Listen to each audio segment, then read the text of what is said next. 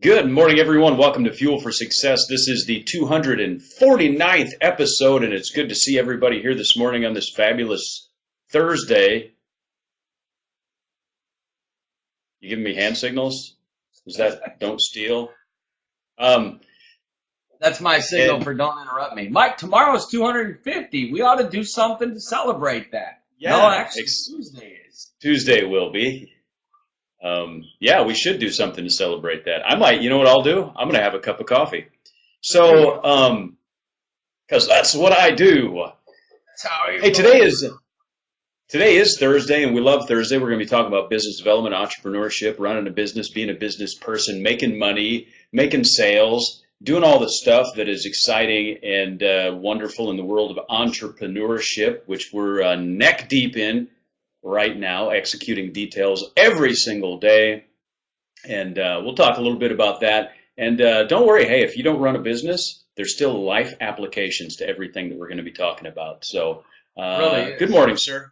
At the end of the day, people that are married your home is a business. Yeah, There's so really. many business principles that work in life and real life situations. I think everybody should know as much as they can about business because we all use it. It is applicable. We use it in every different, even if you are an employee, you should know a lot about business because at the end of the day, your goal is to be the best employee you can be because that's where the bonuses and raises are, hopefully.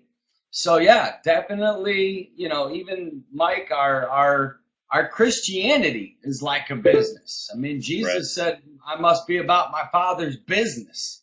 So it's very, very good to learn this, and we love this show. We're excited about the stories and the principles of entrepreneurship and business, and let's see what we have in store today, man.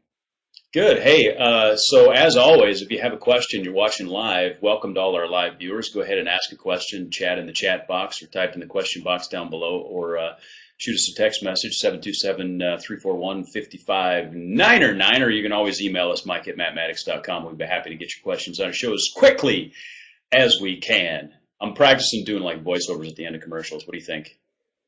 I think you Um, did pretty good. I'll give you a 7. yeah. Really? 7? That's being Wow. very kind. Man's ripping on me.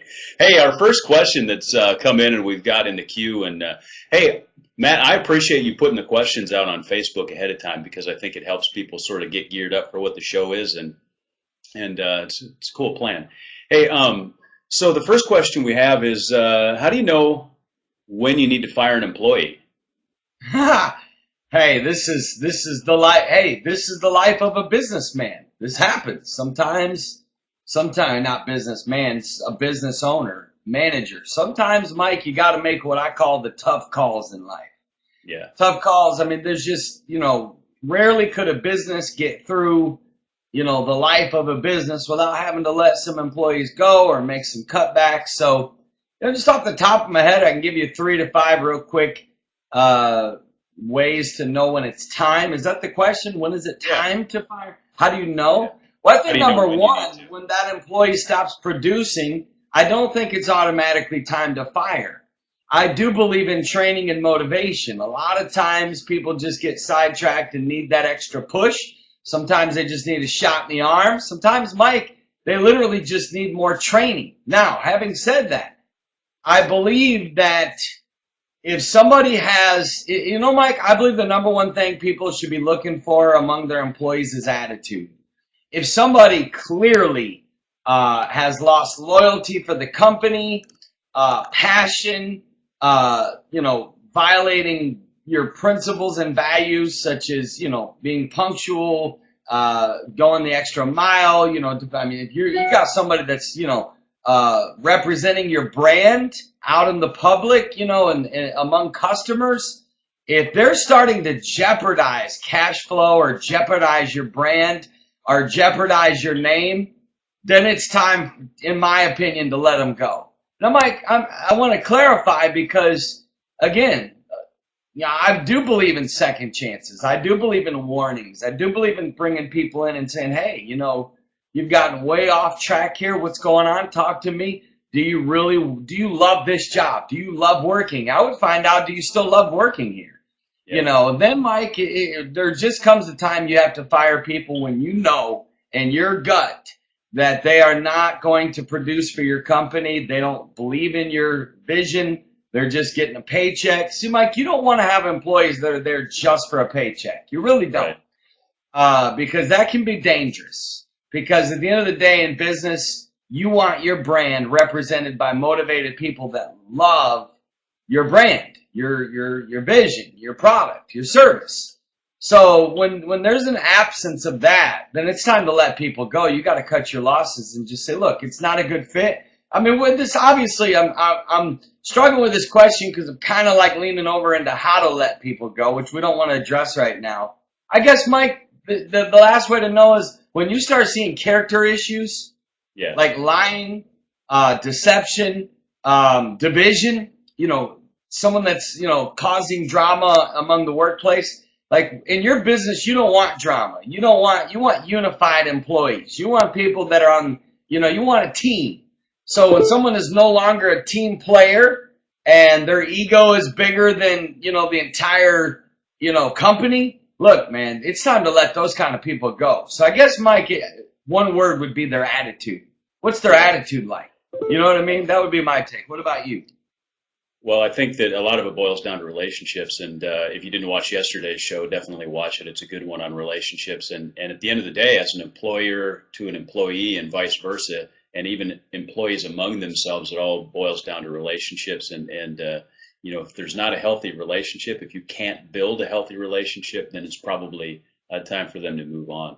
And I like what Pacey says. If it's not a good fit, you know, sometimes, you know, the best thing you can do for an employee that really doesn't fit in your culture, that doesn't fit in your workplace, sometimes the best thing you can do is let them go. And that's a great point, Pacey. So I appreciate you bringing that out. Mike, you're not going to fire me, are you? That's not why this question was first. No. No, what? Are you kidding me? Who's got a better attitude than Matt Maddox? Come on. Come on, man. You know, Jesus, help us all. But yeah, you know, Mike, I believe that, you know, at the end of the day, look at someone's attitude and look at some of the, you know, if they're not reflecting your values and your vision, you got to cut them loose. And if they don't like, yes, sir, I wasn't aware, I'll change right now, you will never have to worry about this again. If that's not their kind of response when you correct them, time to let them go. Because it's just going to be dead weight to you. It's going to drag you down. It's going to distract you. It's going to kill your energy. It's going to kill your productivity. So that's my thoughts. I like what you said. Is everything. Absolutely. And I like what you said about character, and two things to look for is defiance is something you can't have in the workplace. And the other is lack of integrity. So anybody that doesn't show integrity in what they do, that's a huge red flag. And any, you know, again, tendencies towards defiance is a very, you know, that kind of character flaw is hard to overcome. Let me move on. We get a little bit different question, but how do you survive? This is a great question. And I guess maybe we can speak to this. How do you survive the journey of entrepreneurship when you're out of cash and the bills are stacking up? Maybe I can relate. Yeah, I think I can relate 100 billion%. You know, I mean, Mike, listen, to be an entrepreneur is an entrepreneur. Like, entrepreneurs, they can handle this. You know, is it easy? No. Is it fun? No. Is it exciting? No. Is it discouraging? Yes. But at the same time, entrepreneurs are almost built for this. So, you know, how do you survive it practically? You might cut as much of your expenses as you can while you're in entrepreneurship mode and building a business. That's my number one advice. The least amount of cash that you can live off of.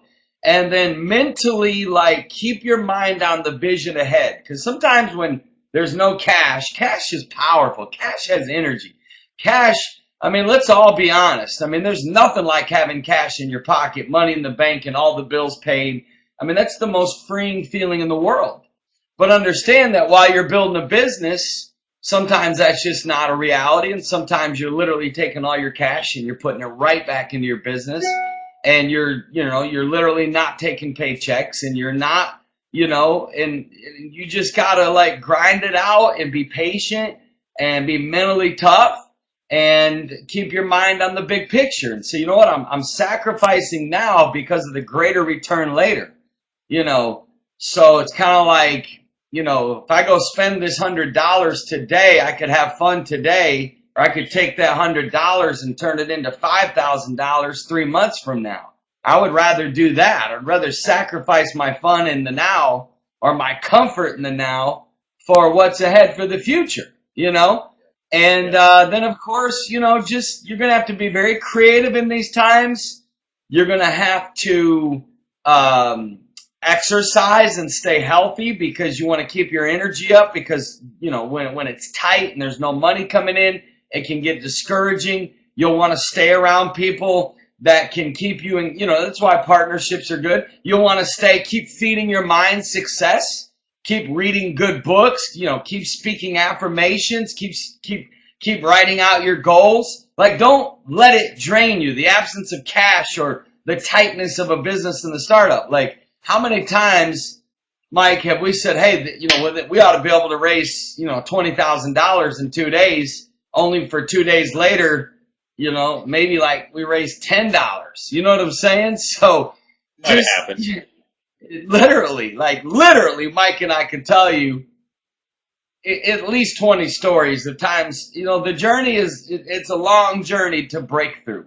So you gotta be patient, you've gotta be tough, and you've gotta be persistent, and you've gotta be creative.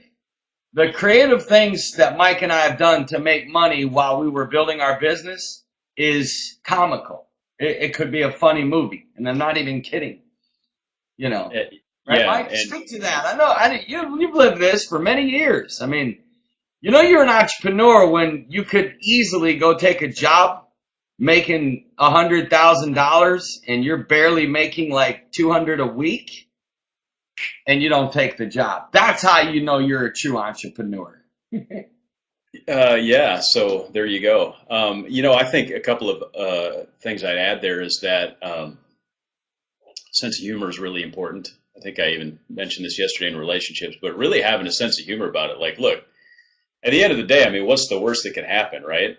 I mean, we don't really have debtor's prison in the U.S., right? I mean, so the worst that's going to happen is like, you're going to be later. There's going to be some late fees. There's going to be, what's the worst that you're going to get evicted? They're going to repo your car. I mean, at the end of the day, great, go build a business, make some money, buy another car, get a different house. I mean, Right.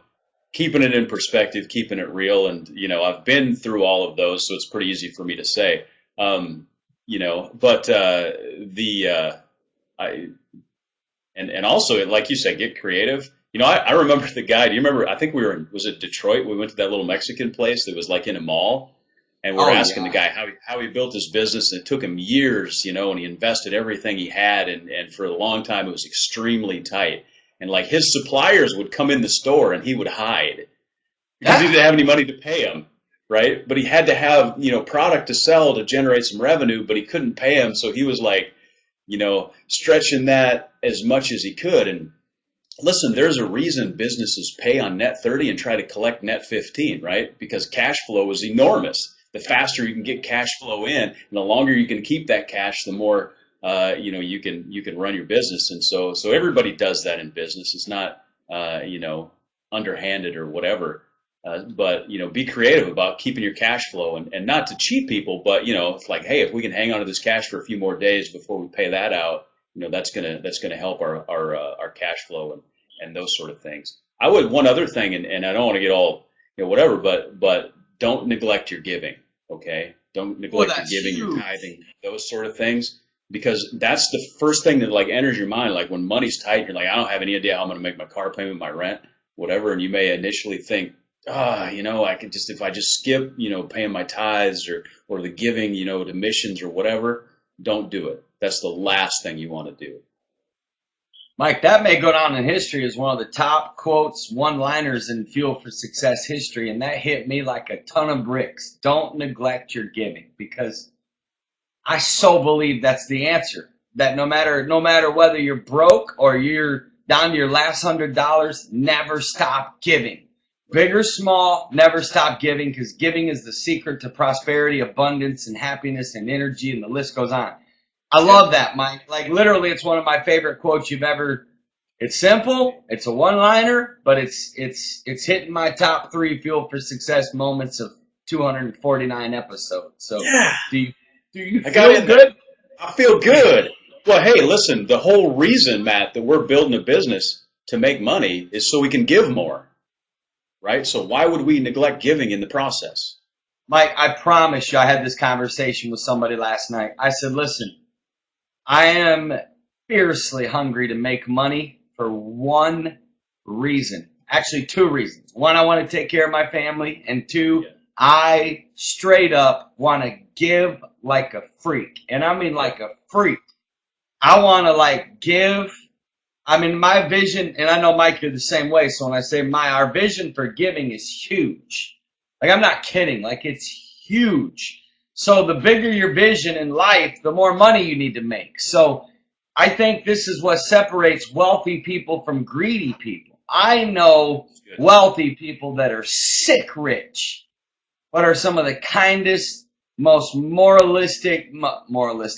moral, just giving, amazing people. I know wealthy people that have sick money, that are greedy, rude, stingy, and literally what separates the 2 is not the amount of money, it's the spirit of giving. And Mike, I think that's huge. And I will say this, as an entrepreneur, if your vision is right, and even in the book Think and Grow Rich, the first thing they tell you in Think and Grow Rich is determine the exact amount of money you want to make. You ready for this? Second thing he says is then determine what you'll do in exchange to serve and give back to humanity as a result of making that money. Like the be all end all, my friend, literally should always come back to serving and giving. Always. Right.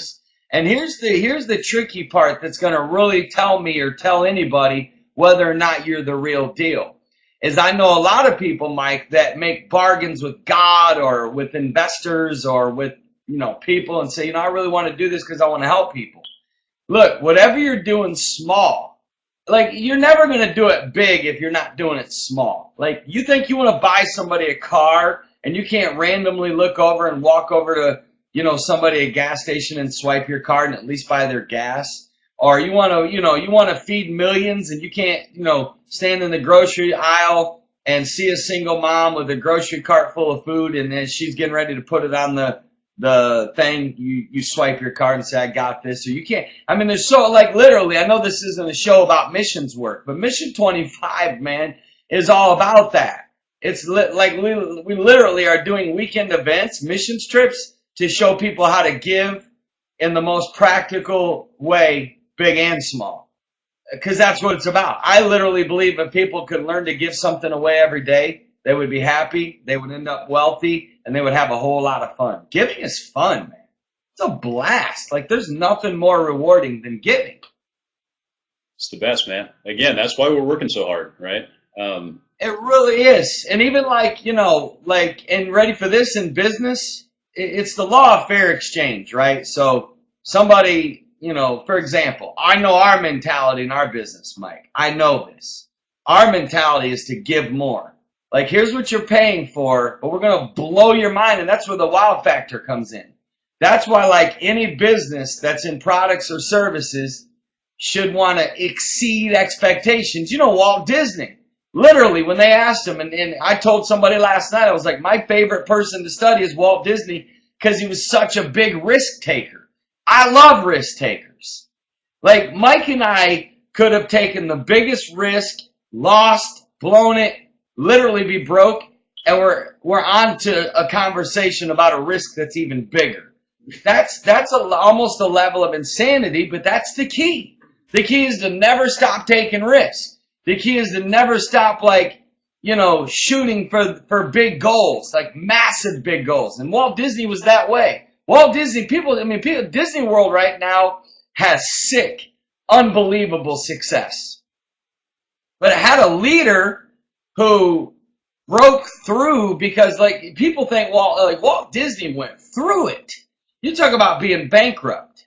And that's the thing. Like, Mike, when you have high success in business, what all of us want is we want social status. We want people to think well of us. We want to save ourselves from being embarrassed. But can we give you the real story?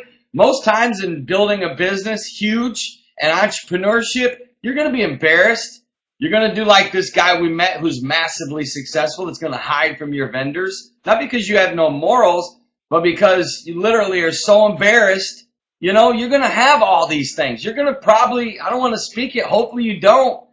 You might lose a house. You might lose a car. You might not, you might sell stuff.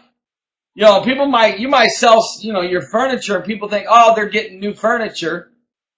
And no, I'm not selling this furniture because I'm getting new furniture. I'm selling this furniture because I'm trying to pay my car payment. You're going to go through that type of stuff, but stick with the process. I don't know if you guys can still see or hear me. And last thing I'll say about that is Walt Disney said these two things when they asked him, what's the number one secret to your success? He held up two fingers and he said, number one, pay attention to details. Yeah. And number two, always exceed expectations. So if you can always exceed expectations in business, this goes back to giving. Like giving says, I know you're paying for this, but I'm going to give you more. Remember in the old days of business, what was it? The baker's dozen. If you bought 12 donuts, they'd give you a 13th donut. You remember that kind of stuff? So hardly any of that happens nowadays. There's hardly any wow factor in businesses nowadays. It's mind-blowing. Even people that work in customer service don't know a thing about true customer service. Hey, look, when a company actually does it, like Zappos, right? They write a best-selling book about it. It's so unusual. Mike, can I give everybody a book suggestion that rocked my world? Yes. It's Thank you. Thanks for saying that with enthusiasm. Thanks for not saying yep. Yeah, Mike, it's called Concierge Confidential. And it by far a book that every business owner needs to read, even though it's about concierge and taking care of people, hotels and restaurants and whatever. But the guy's passion to serve is sickening. It's sickening. And you notice, Mike, sickening is my new word. I'm abandoning literally since I'm getting charged for it. Now I'm going to sick. Now I'm going to sickening. So, okay, but forewarning, you got a new word coming at you. But even if you just say literally in reference to saying literally, you still owe me $1. Where am I at today? Because I've thrown it out at least 4 times. So I think I owe you $5. Oh, yeah, probably. So my question is, drop off the air so he doesn't charge him. My question is, Mike, don't you agree though? Don't you agree that if businesses, you ready for this? Here's why businesses don't do it. You ready for this? Because we're not getting paid for the extra. You know what I mean? So we're like, hey, you know what? They didn't pay for that. We ready for this? Like a company might say, well, you're only paying for us to deliver it, not to set it up.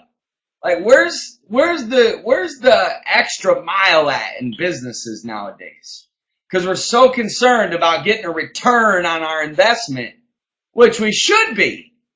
But believe you me, the Nordstrom way, the Zappos way, they all win every time. Customer service is where it's at. Let's spend the next 7 minutes of this show talking about it, Mike. I know we've got more questions, but I want to dive into this because you struck a chord in me about giving, and I believe businesses should be about giving. You know what else I hate, Mike?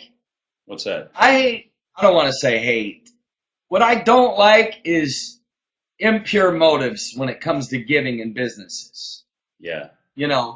Like if for every, listen, the story of the guy who gave a pair of shoes in Africa for, what was it, Tom's? Tom's, yeah. I like that guy. I've read his book. I like him because there was such purity about his vision to do that. And again, I'm not questioning anybody's motives, but you can see right through some businesses that see that and think, oh, we'll make more sales if it looks like we're, helping the community. Socially conscious, man. Yeah, help them. It'd be like for everyone that signs up for My Health 90, we're gonna buy a homeless person a backpack? Why don't we just buy a homeless person a backpack? Why do we got to say, for everyone that signs up for My Health 90, we're going to buy a homeless person a sleeping bag? Right? I get it. I understand the incentives. I'm knocking it, but I'm not knocking it. But I am knocking it. Because I just want to give the sleeping bags. I don't want to have to use that as an incentive for people to sign up. Be like, oh, you know what? Look at these guys. Every time someone signs up, they go buy a sleeping bag. Why don't we just go buy a sleeping bag? Well, I think you exactly nailed it when you said it's about the motive, and what is it that you can't get away from motive, and what is it that drives you to do it? What is it that causes you to want to do those sort of things? And I think that listen, people are smarter than a lot of businesses and marketing people give them credit for. They see right through that stuff. People see right through. They can see what your motives are because all of the language and all of the stuff that you talk about, relates to your motive. You can't hide the motive. You can cover it for a little while, but eventually it comes out. And I agree with you completely that businesses need to have the right motive when they're. I mean, even when we talk about customer service, right? You can't just like create a customer service mechanism. You can't really mechanize it. It has to be a passion. It has to be a motive. It has to be like a core culture. And if it's not in the core culture of your company, you can't like artificially create it because then, the motive is, well, we'll increase our bottom line X number of dollars if we follow step 1, 2, and 3 of customer service. It's like, well, I appreciate the fact that in complex organizations, sometimes you have to create processes, but it always comes back to the motive and what is it that you're trying to accomplish in the first place. Which is why I love our the business we're running right now, My Health 90. It's like, how can you like not have the right motive? Because what do? We help people, right? And makes it easy for us. Out there, since it's a talk show, we're kind of going talk show style right now today. Let me throw something out there, and I want your opinion on it, and I'd like to hear our viewers' opinion on it. Okay, so I wrote this book, Just Juice It. All right. Yeah. Now I've seen authors do this. So I could go out right now and say, I wrote this book and all the proceeds go to children's cancer, because, I'm involved in the Children's Cancer Center here. So I could say, hey, all the proceeds of this book go to the Children's Cancer Center, right? Now, again, this is a talk show. I'm throwing this out there because I've seen authors do this lately. And I'm a thinker, Mike. Sometimes I pause and I think to myself, it's okay to say, in other words, they'll say, and you'll see some wealthy people do this, or even some other non-wealthy people say, we're not making any money off this, right? So, as if that's a reason I should buy the book. It is, but at the end of the day, and maybe I'm overthinking it, it's a talk show, right? I want people's feedback. I'm not criticizing it. Understand, I'm hashing it out here. That's how you solve problems. You hash it out. Right. You sit around the coffee shop and you throw things out there. And what I'm throwing out there to you guys is, if I wrote this book and I sold it and said at a convention to 1,000 people, all the proceeds of this book are going to the Children's Cancer Center, right? That's a noble, obviously, thing to do. Awesome. That's great. But at the end of the day, somebody should buy this book because this book's going to help them. You get what I'm saying? Otherwise, go make the donation to the cancer center. Right? Like, am I overthinking it here? No, I can understand that. In some ways, again, I think it comes back to motive, because if your motive is like, hey, here's a great way that I can manipulate people through their emotional feelings about Children's Cancer Center or whatever, to get more copies of my book out there, then I think it's disingenuous. And again, it comes back to motive. Then I think it's a bad thing. But if they're just looking for creative ways to raise money for Children's Cancer Center, then I think it's probably a good thing. Well, and I guess the statement, and you and I have done this, and I guess the statement just doesn't need to happen anymore. I'm not making any money off this. As if that would be evil if you were. That's my point. Like, Yeah, I see exactly what why you're is saying. it bad? Why is it good or bad that you're not or you are making money off of it? You know what I'm saying? Like that. Okay. Like let's say I stood up and said, "Hey, this book is $15, and I'm taking all the money this year from this book, and I'm buying a brand new house." That's not bad, right? It's not Right. evil. Nor is it noble that I'm saying, "Whoa, I'm not taking any money off this book that I wrote." You know, I just think be careful of that kind of stuff. I think at the end of Well, the day, Mike, it's not bad to make money, and it's not bad to say, you know what, I don't want to take any money off this. I'm going to give half of this to whatever. But that shouldn't be the motive of someone buying something. You get what I'm saying? yeah, yeah, I get exactly what you're saying, and I like what you're saying about the I'm not making any money off this. That sort of dilutes the whole concept of the law of fair exchange, and I think that um, we should probably do an entire show on the law of fair exchange because people don't get it. They don't understand, and so many people are confused about how. Well, first of all, if you're an entrepreneur, guess what? You're going to have to take people's money, right? Now you're going to Yeah. want to give them value, right, for what you're taking their money for. There's got to be an exchange, but that's how business works, and there's nothing wrong with it. Look, money's not evil. Money's just a tool. So Well, Mike, I mean, I came along, 4 or 5 years ago, and I started to charge for my speaking fees. When I would go yeah, speak at churches, I would just send a pastor what my expectations were. And I'm not gonna lie, dude, I got brutally criticized for it. Like, how could you do this? This is so arrogant. I'm like, no, it's not. Like, in the law of fair exchange, it's this. You ready for this? I'm speaking for free. What you're paying for is you're paying for my time and the results that you're going to get. That's what you're paying for.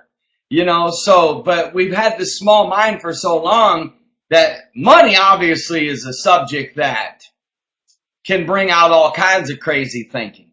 But Mike, I agree with you, and we should do a show on the law of fair exchange because the law of fair exchange is powerful. And then always want to give more, whatever you're doing. Like if someone's hiring you to do something, hopefully they walk away saying it was worth every penny and I'd do it again. yeah. You know what I mean? That's what our goal is. We want every single person that finishes My Health 90 to look people in the eye and say, I can't believe I got that experience for that cheap. I would do it over again and over again and over again. Like that's the goal of your business, right? So anyways, yeah, I think maybe next Thursday, Mike, we should dive into the law of fair exchange. I think we should both answer Pacey's question real quick, unless you wanted to add anything to what I just said. No, I'm good. Pacey's question. Which one? Oh, the one that's Is your business? Go ahead. yeah. No, I think she's actually making a point, and it's does your primary motive of your business to make millions or to help people, and hopefully and definitely it's both, right? Because one That's the first. plays into the other. For me, Pacey, and I know Mike's probably going to say the same thing. There's just no way to separate them. You know what I mean? It's kind of like, they go hand in hand. Like, but it depends on a person's desire. Like, why they want money. Do you want money so you can show it off? Do you want money so you can fulfill your ego? Do you want money so you can prove your dad wrong? Like, why do you want money? Answer that question. Why do you want more money? And if you want more money so you can feel at peace until you're 90 to never worry about money again, that's okay. That's good. That's healthy. If you want more money so your kids and grandkids, can go to college and have their first car and, you want to pay for their wedding, like whatever you want to do is much good with your money for your family and other people. Perfect. Where it becomes bad is the motives, Mike, and I think we struck that.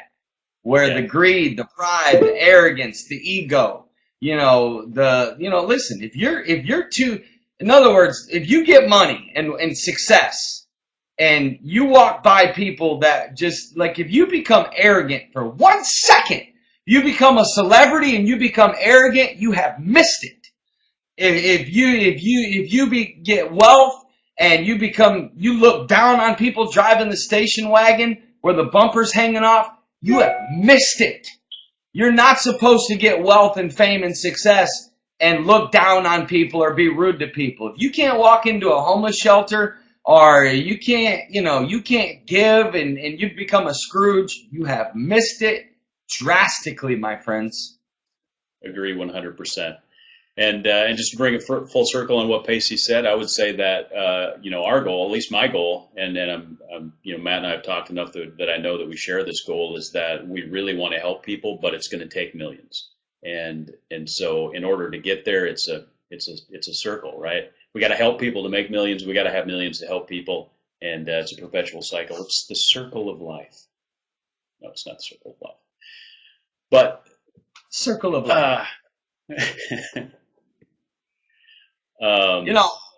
Good. So this was a good, Mike and I just kind of did a little, this is a talk show. We just kind of talk things out. Hopefully while you're watching, you're learning, and the feedback was awesome. And, really Mike and I sit down every Tuesday, Wednesday, and Thursday on Fuel for Success to talk about these issues. If we say one thing that helps you today, sometimes hearing this stuff, if nothing else, it keeps you in check. Sometimes it's a fresh reminder of why you're working hard and why you're doing what you're doing. Sometimes that's the motive of this, to give a little bit of motivation, encouragement, and learn something along the way. So here's the deal. Fuel for Success is the daily internet talk show. You can go watch any of our previous episodes. In fact, every Thursday, Mike and I talk about business and entrepreneurship. We deal with a lot of practical stuff that business and entrepreneurs deal with. In fact, there's probably over 50 shows in the archives that you can go back and watch if you're new to Fuel for Success. All you got to do is go to fuelforsuccess.tv, check it out. Also on iTunes, type in Fuel for Success, and every one of our 249 episodes are there for podcast free. Talk about a give back, my friends. And then, and again, you ready for this? Mike, hello. Mike, why don't you say a few words in closing, man? Because I can keep going. Dude, I don't know how to close the show. I never do this. Are you kidding me? No, I'm just kidding. Hey, it's been awesome. It's been awesome to see everybody here. I hope you have an awesome weekend. Remember the law of fair exchange. We're giving this show away, so send us stuff. And, no. Yeah, hello. Seriously. Why can I deserve a Starbucks card every once in a while at least? Just messing. Hey, have a great weekend. It's Thursday. We'll be back on Tuesday. Myself and the ever energetic and effervescent Matt Maddox will be here Tuesday talking about health and weight loss. In the meantime, we're going to hit the hustle and the grind, make some cash so we can help some people, and live the life of an entrepreneur and avoid the collections phone calls. Exactly. One last thing. For all of you that are watching that have never heard of My Health 90, go to the website. If you know one person that's overweight or sick or needs to get healthier, talk about value. Talk about give more. They will get more than what they're paying for, my friends. Go to myhealth90.com and check it out, and spread the word about Fuel for Success. If this show helps you, you know who's really good at doing that, and I'm very grateful, is Matt Fontana. He gives back, man. That's why he's going to be very successful. He always promotes our show on his Facebook. And, Matt Fontana is definitely one you'll want to follow. Great guy. I just put his quote up on the top there so you can see his name. And thank you to all your comments. Al, is that the Al, Mike? Like the old Al from our previous show? I haven't seen him in so long. I thought I was getting ready to is that him? Al's back. I think he may have been reclining on a beach in Belize for this whole time. I'm not sure what's going on. I think Al got married, man. I think he actually went and, got him a Russian bride. I think he got married. He took our advice. Huh? Awesome. So, let us know how Mike and I can serve you tonight. For those that are in My Health 90, we have and again, this isn't something that people signed up for, but it's an extra mile. We're doing a live Q&A just for our My Health 90 members tonight. I'm excited about that. That'll be fun. They can ask any question they want. Good news, Mike. People are getting healthy, and then hopefully as a result of this show, people are also getting wealthy. God bless you, my friends. We'll see y'all. How about a My Sales 90, Mike? Let's help salespeople. Like a daily process to train salespeople. Yeah, it's in the works. Start that. Watch out, everyone. I love you guys. God bless, my friends. We love you. Enjoy. How many of y'all would sign up for that? Just click yes. All right, Mike, let's close. This time for sure. See y'all Tuesday. God bless.